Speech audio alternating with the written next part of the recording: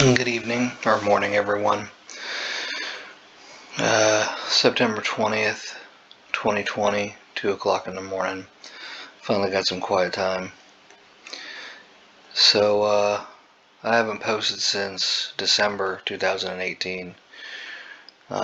Been through some rough changes over the past couple of years. If you want to talk about them, shoot me a message or a comment.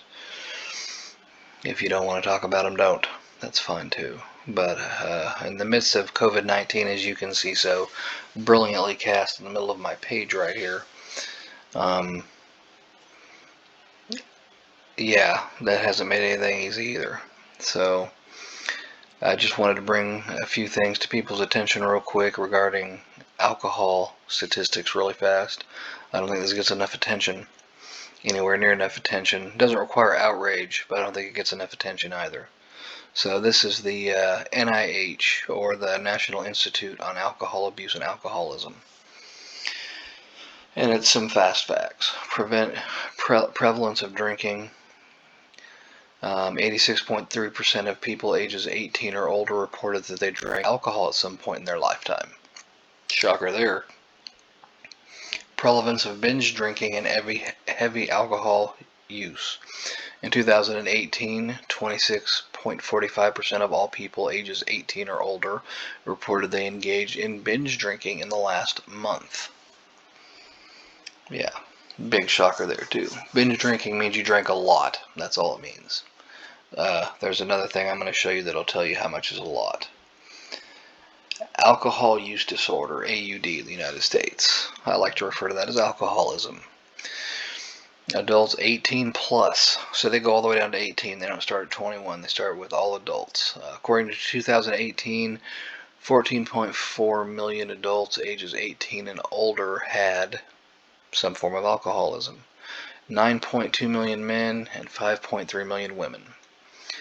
7.9% of adults who had this received treatment in the last year. Youths aged 12 to 17, an estimated 401,000 of these children have some form of drinking problem, which means we as parents are failing. About 5% of the youth had it, received treatment in the last year. Alcohol-related deaths. An estimated 88,000 people, 62,000 men and 26,000 women die from alcohol-related causes annually, making alcohol the third leading preventable cause of death in the United States. Tobacco is number 1, poor diet and physical inactivity is number 2. In 2014, alcohol-impaired driving fatalities accounted for 10,000 deaths.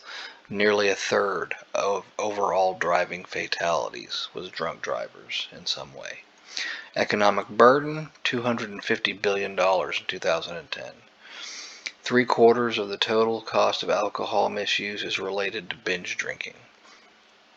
Global burden, 3.3 million deaths, or 5.9% of all global deaths, were attributed to alcohol consumption. Has some other information in there from the WHO. Family consequences. More than 10% of children live with a parent with alcohol problems from 2012. Underage drinking. Alcohol in college students. And I'll put these links in the description. Alcohol in pregnancy. Alcohol in the human body. This one's a little important. 2018, 83,000 liver disease deaths among individuals 12 and older.